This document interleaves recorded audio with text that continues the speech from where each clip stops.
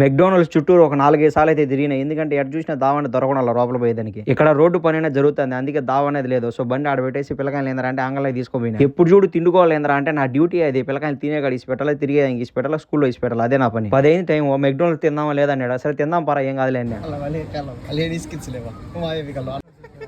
పిల్లకాయ ఎందుకు నవ్వుతాడరా అంటే ఆన్లైన్లో ఆర్డర్ పెట్టేటప్పుడు లాస్ట్లో ఏంద్రంటే నువ్వు మొగ ఆడని అడుగుతుంది. మనోడు ఏం చేశాడు, ఆన్లైన్లో మనకు తెలియదు కదా, లాస్ట్లో ఏంద్రంటే మొగ ఆడని అడిగితే ఆడని కొట్టేసినాడు. ఆర్డర్ అయితే పెట్టేసిన, కాకపోతే పర్సు జోబులు ఎత్తుకున్నా కనపల్లా, పోయి పర్సు తెచ్చుకున్నా. 400 రూపాయలు పెట్టి ఇదైతే తీసుకున్నా. యాక్చువల్గా కేఎఫ్సీలో అయితే 4 మొక్కలు వచ్చాయి, దీంట్లో ఏం వచ్చాయి చూద్దాం రా. ఎందుకు తీసుకునేంటారా అనిపించింది. బుల్లి బర్గర్, చిప్స్, మళ్ళీ జ్యూస్, సాస్ అనేది ఇచ్చినాడు.